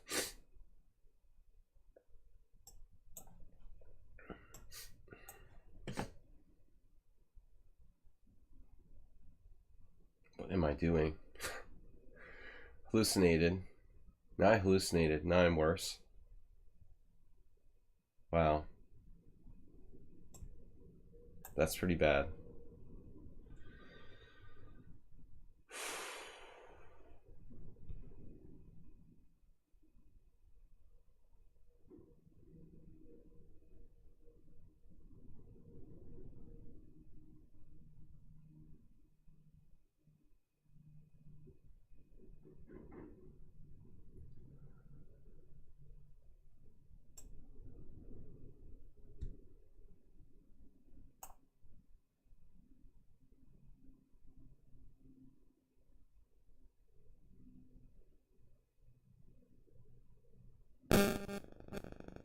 This is ridiculous. Yeah, I mean, I could have played f5. I underestimated how solid this position was with the bad bishop, then I just blundered with pawn takes pawn.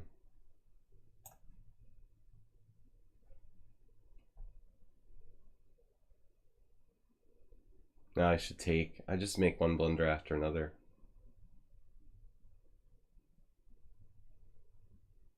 I just made literally one blunder after another. Alright, this is lost. What? But I want to take back my resignation, okay? I'm going to take back my resignation here. If you're going to play pawn takes pawn, I'm not going to resign. Alright? That's terrible. Man, dude. Why did I resign? Because I resigned. I mean, his e7. Like, queen takes queen and e7. Just winning a rook. It's pretty hard to defend against that.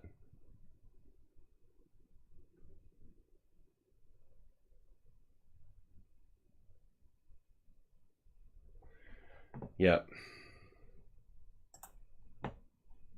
So, another loss.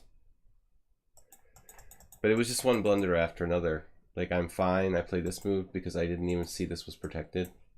I literally played pawn takes pawn because I thought I had queen f6 double attacking 2 pawns. Gave up my center for no reason. Blundered. Here. This is protected. And I played this move. And then I played this move, which is another blunder.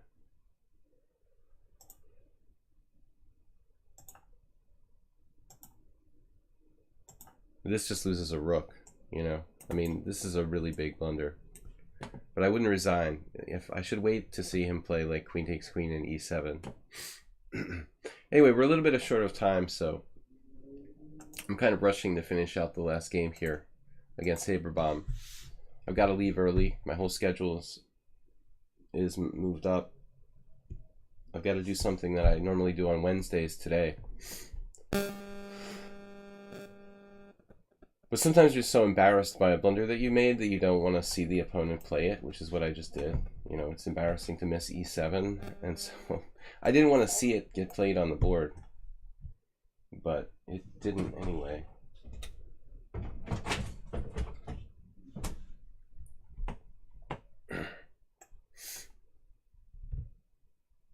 No, I'm fine in the last position. I mean, that's a terrible decision to take on f7. Even if he just like traded queens and played f5, he would be good. Haberbaum, you play the Grunfeld, right?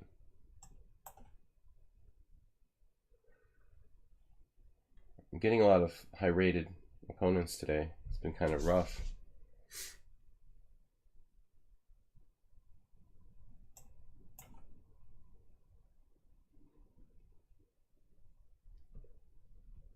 One-legged parrot. Yeah, just try to move up incrementally, Acerbate. You're 1400-ish, but you were 1600-ish. Just a little while ago. You beat me in the simul yesterday. How are the panda? The pandas recover from the shark attack. This was ironically my first tournament game ever against the master with black. I played c6 here. Now I can't remember what my opponent played. It was like 1988. I was black. I played c6. My opponent, I think, played bishop to d2. And then I played d takes c4, bishop takes c4. And I might have been crazy enough to play b5, but I don't remember now.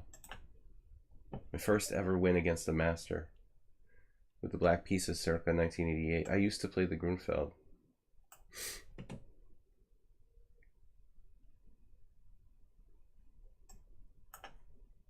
Farago Ivan system with the white pieces. Ultra boring, ultra solid, and safe. Though I didn't learn it from Ivan, but I did notice him playing it a lot. Really, Botvinnik's solution, no, not Botvinnik, it was actually Alekhine.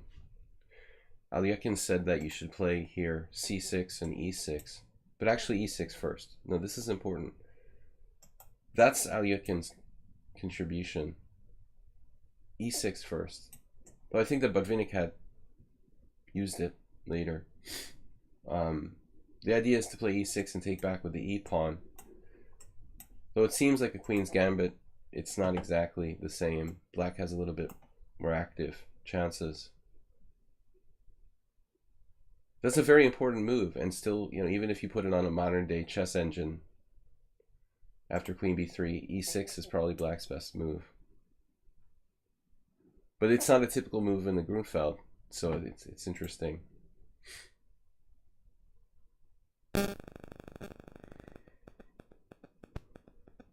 Normally you're playing for c5 or some sort of break, not sitting there with an e6 based structure on the black side of a Grunfeld.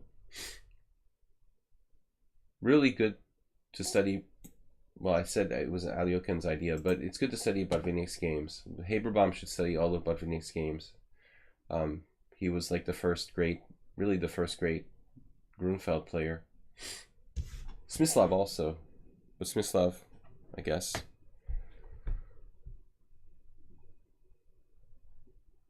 slightly later than Botvinnik. Interesting to see when were they born.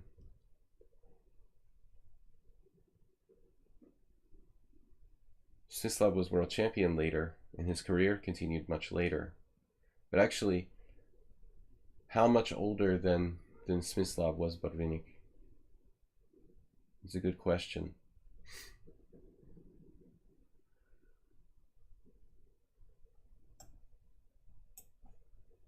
The delayed e4.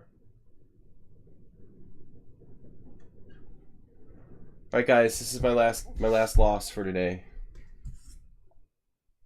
We're gonna end the stream with 3 in a row. I take my losses pretty hard. You guys totally beat me out of my confidence. Between the simul and today, my self-confidence taken a major blow.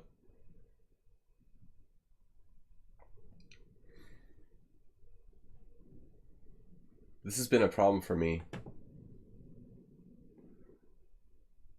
in the past, easily losing my self-confidence.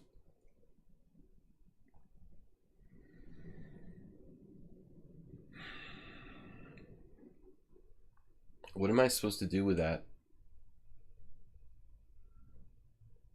Knight coming to c4 now.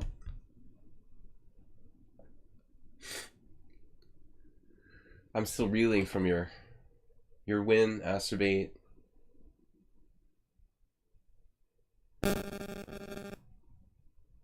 So I was getting to say before though, like I win a game and I gain 2.75 rating points, okay? So I gain, you know, the maximum I can win or lose in a tournament game is 10 points. Little kids who are, you know, 15 years old have K factors who have like 40, so they can gain or lose up to 40 rating points in a game, and I can only win between like 1 and 10 rating points. I mean, it takes me forever for me to get my points back. On the other hand, it's hard to lose points, of course, but it's like very, very tedious. Takes forever.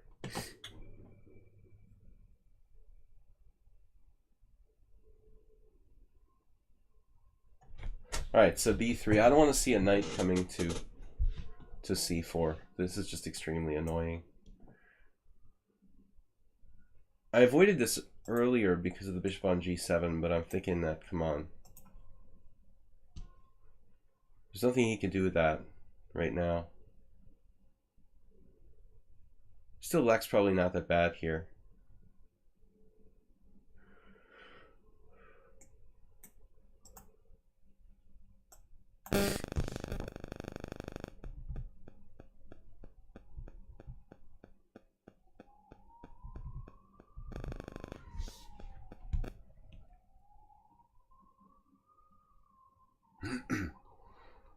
If I gain 2.75 rating points, it would take me... How many games would it take me to gain back like 50 rating points? It's ridiculous. 20 games? I have to win like 20 games to get my rating back from like 2350 to 2400. I mean, I don't even play 20 games in 1 year now, you know? It's like ludicrous. And little kids can go to a tournament and like beat another little kid, or, you know, win one game against the master and gain 40 points. I mean, it doesn't make sense. The K factor thing has to be stopped. I think, in my opinion, there should be just one K factor, or two at the most, for like provisional players. FIDE is creating rating inflation again. Well, he found the right plan, Mr. Haberbaum. Absolutely. Knight b5, sack a piece. Knight b5, knight takes a7.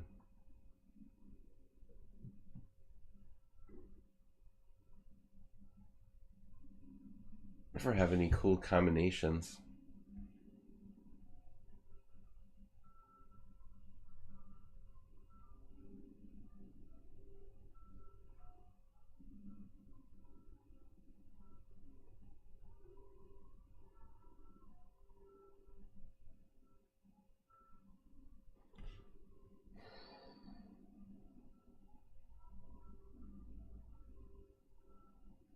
Knight d5?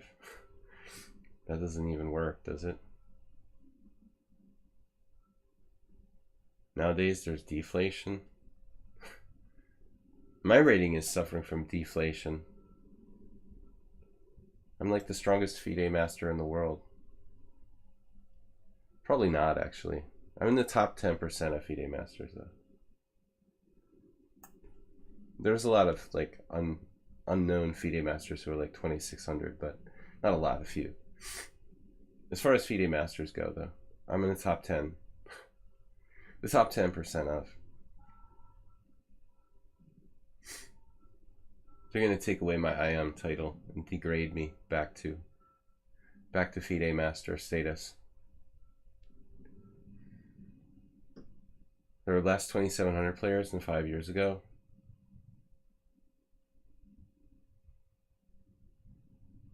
That's hard to believe.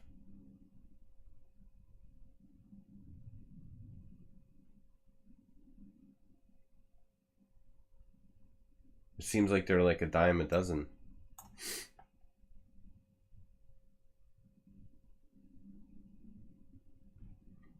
But I wasn't really playing much chess 5 years ago.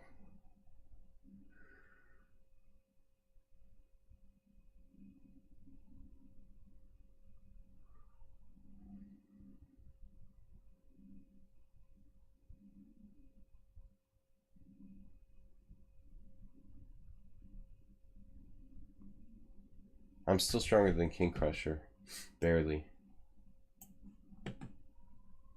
I was proud of my like 25 Centipon tournament game, and Fat President just comes along and plays 15 Centipon Lost Blitz games. It's really sad.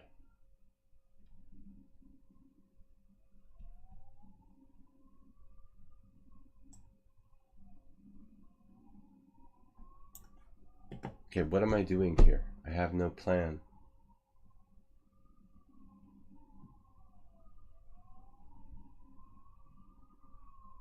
The ambulance thing. Come on, ambulances. It's like an ambulance army coming. Whoa, I thought I had something, but it doesn't work. Wait, F3, bishop's not protected.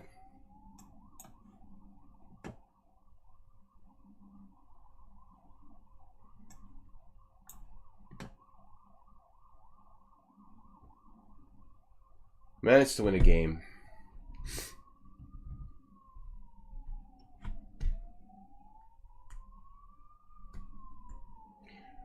Yeah, one-legged pair. Well, I'm not really down with playing any more Indian kids. I mean, at least a few of those took a solid chunk of, like, probably 2 or 3 Indians probably took about 25 rating points off me in the last 2 years. Underrated, continuously underrated. You know, every single one, 100 rating points or more underrated.